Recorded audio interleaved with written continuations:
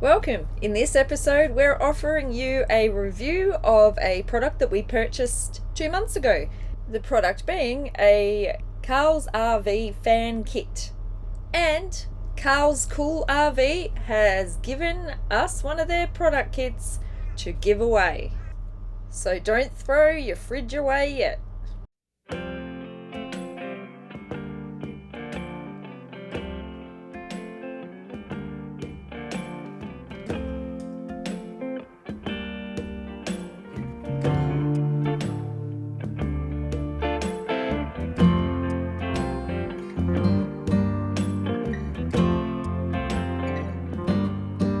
G'day everyone. We are currently at a free roadside camp at somewhere in Queensland. No, really, we're at Widgie in Queensland. So we're here at the roadside camp and I've got a bit of a task today. What has happened to us is that our fridge is not performing well. See the top temperature, it's at 6.1 degrees and the ambient temperature is at 27. Now we've been watching this fridge for a little while, ever since we got into Queensland, and it has just been average. Everything seems okay. We've actually had it fully checked and everything else. It's working as per it should. Upon further investigation, we found that our fridge was rated as a subtropical fridge. Now, unfortunately, when our van was built, we had discussions with Bush Tracker and we verified that the fridge that was going in was a tropical rated fridge, because I was quite aware of the different fridge ratings. Just so that you can understand what they are, I've just got them there. A rating of SN, which is subnormal, has an operating range of plus 10 to plus 32 degrees C. An N or normal rated fridge is plus 16 to plus 32. A subtropical fridge is plus 16 to 38 degrees. And a tropical fridge is rated between 16 and 43.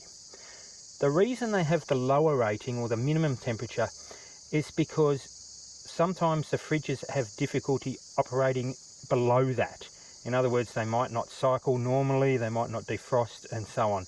That's why they have the minimum temperature. So our fridge is a subtropical rated one. Like I said, we were quite sure that we were getting a tropical rated fridge. We made sure of that. But obviously there must have been some miscommunication with Bush Tracker when it was made. We checked on our receipt and it didn't have anything stating that it was subtropical or tropical or anything like that, where some other fridges that they offer did. So we've got to deal with what we've got. So our subtropical fridge should be able to perform adequately between 16 and 38 degrees. It does not. As soon as it gets anywhere near 30 or 32, it just can't even hold the temperature as I've just shown you. So what we have done is I've gone ahead and purchased a fan kit. There can be several reasons why the fridge isn't operating as good as it should. One of them is build-up of heat in the van and it can't escape properly.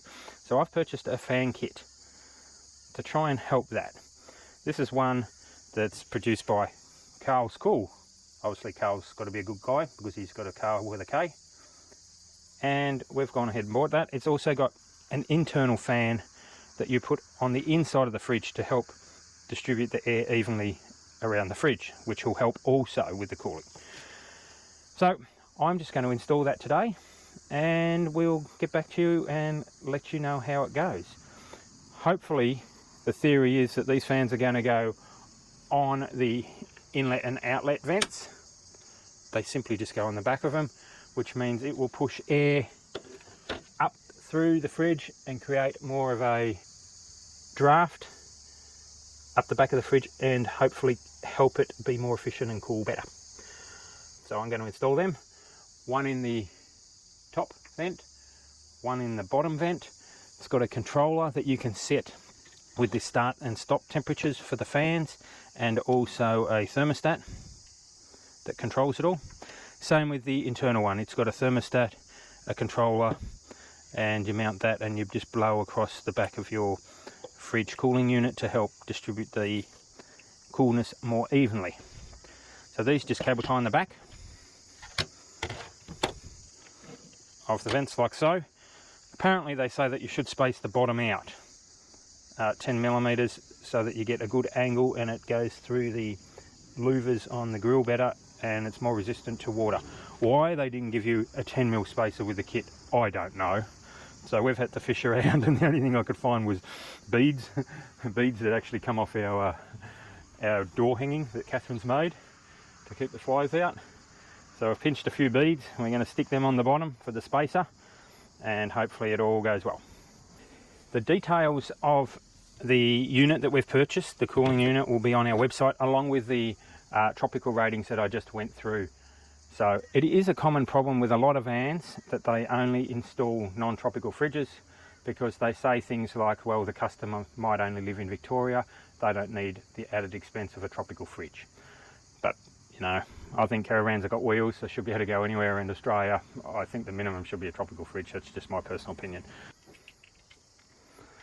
One of these is longer than the other, which is obviously the top vent. So I'm going to put the long one on the top. These are a standard Dometic vent, and you do have to modify or cut these little tabs off. They're not used for anything to do with what we've got, as in holding the vent in or anything like that.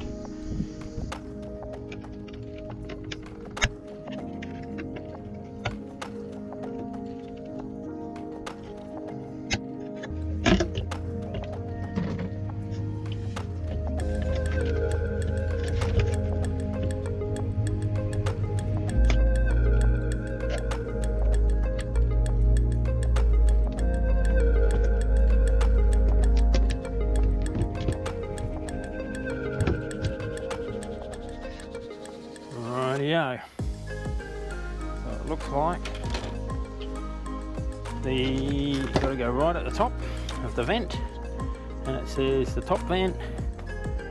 So the sticker faces the outside, they're saying, on the top one, so they push air out like that.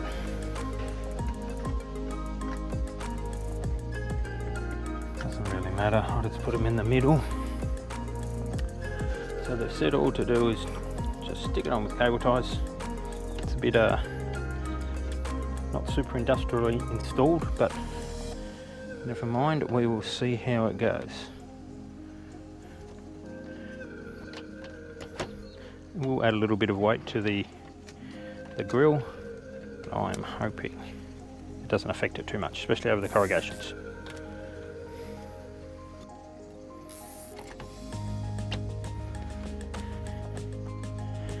And our U-Butte beads. I'm going to put one on. Hopefully they don't split over time, but we'll just see how it goes. So I have installed the top fans on the vent. I'm just going to lower the controller and the other fans and air everything down the cavity now, and hopefully we can find some spots to cable tie the lead so it's not flapping around in there, and then we'll do the bottom one.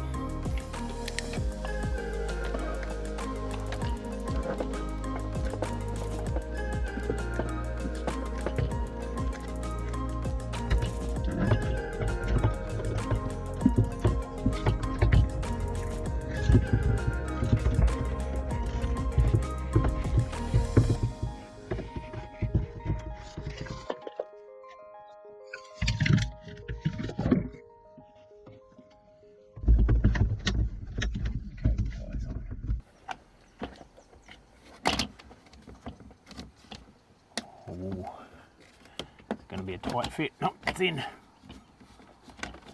Right, top one's done.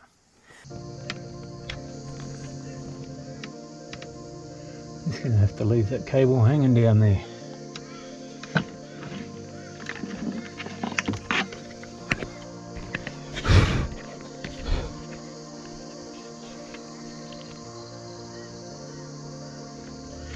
Next one, bottom vents.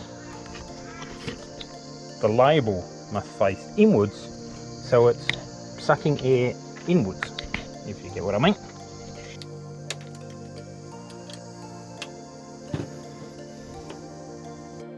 The but this set of fans are going to position them offset so that it actually blows air in around the back of the compressor motor as this fan pushes the air towards us.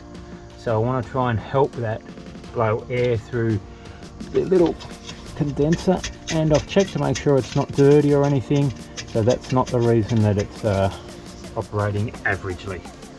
So regardless of whether we have to purchase a new fridge later on, these fans will help a new fridge anyway cope with excess heat. So it's not going to be wasted money even if it doesn't work, because we don't want to spend another $3 grand on a new fridge when we've got this fridge here that's should have been perfectly fine, that's not. So we'll do our best and try and make it work.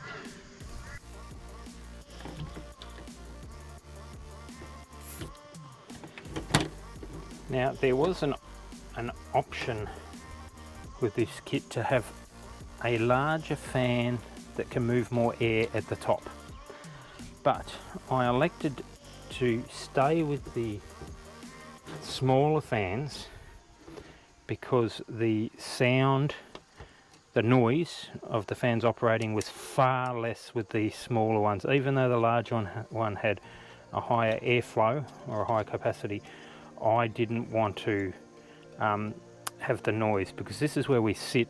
Our fridge is on the side where our awning is, which is good for the fridge because at least it's in the shade, but it's bad for us because when we sit under here with hot weather, you can constantly hear the fan from the fridge running.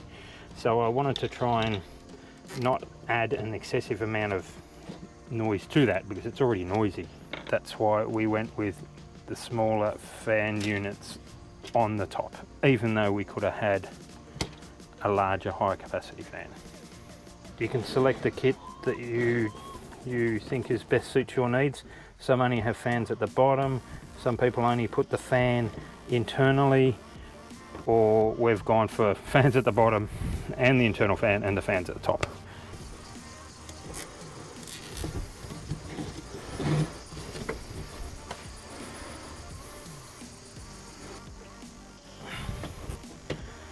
I'm also going to try and put a separator in here made out of like plastic or cardboard core flute to try and direct this airflow up, so it's not trying to push it back out this vent, so we get the whole airflow of going around and going up the fridge and coming out the top vent to try and make it more efficient. But I'll see how I go. I was just going to silicate it in there if I can get it all bent to the right shape, and like I said, direct that airflow up instead of trying to push it out here and suck in the same vent and causing all sorts of turbulence. Now we need to find a location for our controller. So you want to have the controller accessible because you want to be able to change the settings.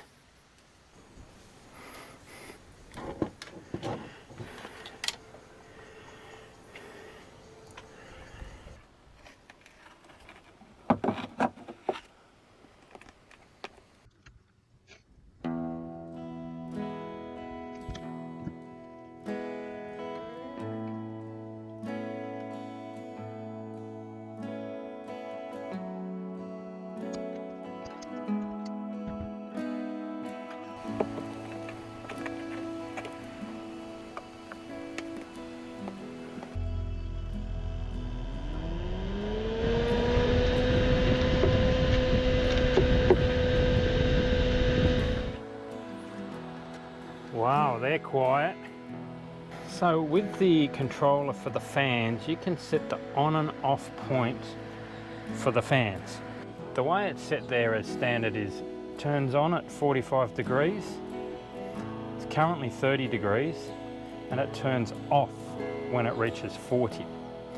So the way to test whether the unit works is to simply increase the off temperature to above the on to 46.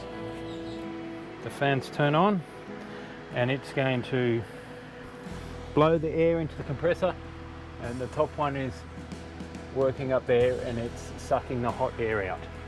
So you can set this to whatever you want. They suggest that 40 and 45 is what they recommend, but you can vary it. But you do need to keep in mind that you don't necessarily want these fans running while you're driving, unless it really has to, because you've got all the air pressure from the wind and so on that'll be flowing through. I'm not exactly sure how that will affect it, although I wouldn't think that there will be a lot of air movement. So currently all good. I just need to mount that. Thermocouple is going to go on the compressor tube, so I'll find the hot one, which is that one, and we're going to cable tie it to there. So it's going to monitor the temperature on the compressor outlet. All looking good so far, and they're reasonably quiet. They're not super high flow, but they are quiet. Quieter than the one in there, and 5 times the flow of that little one for sure. And if I hold it there, we should see the temperature go up, because this outlet pipe is currently hotter. That's a bit of a bummer.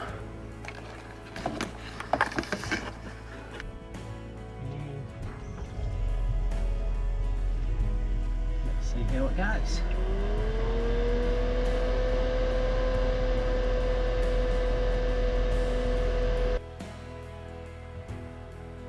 The compressor outlet temperature is currently 36 degrees. Should slowly go up because I just turned it on. It's switching on at 45, so it's got a fair way to go.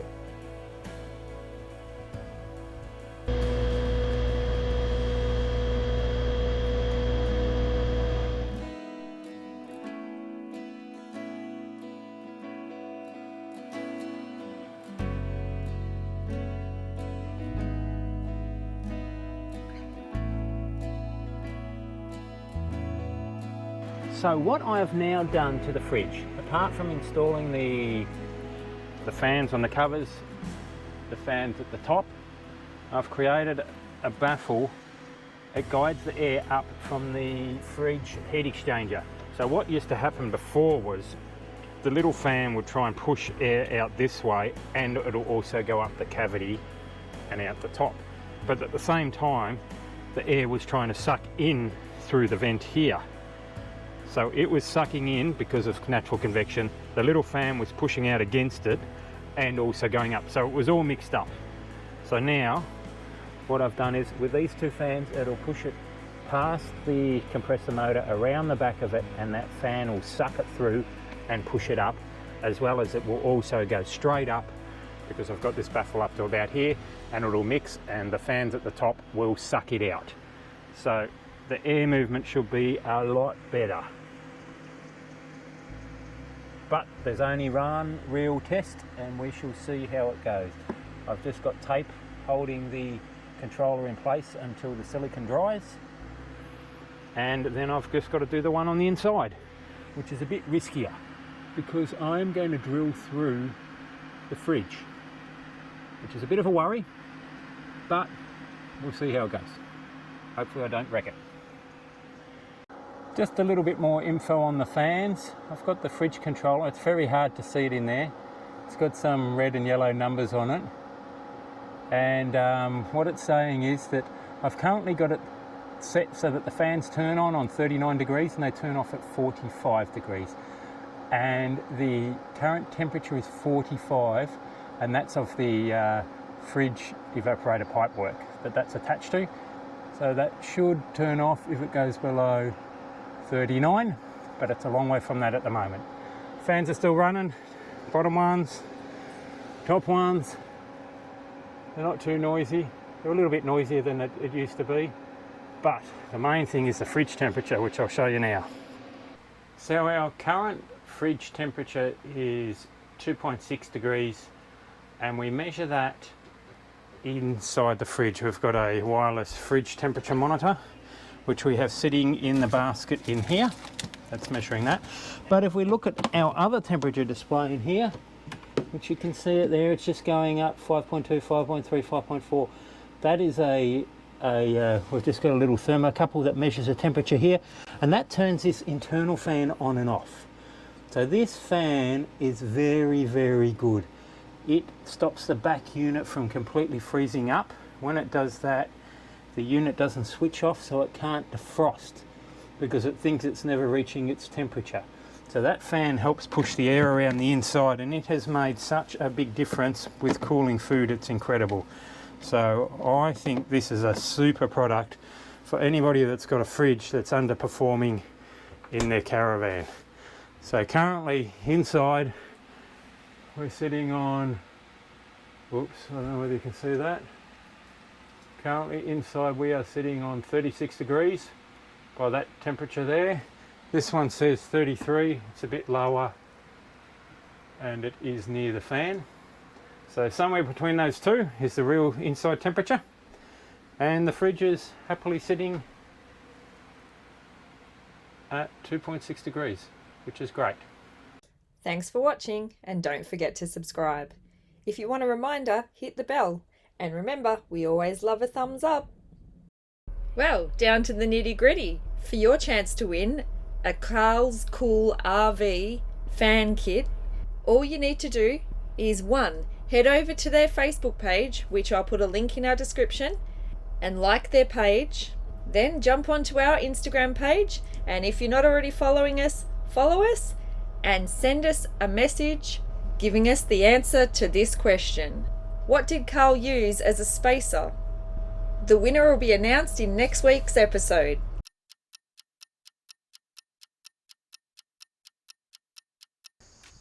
G'day everyone.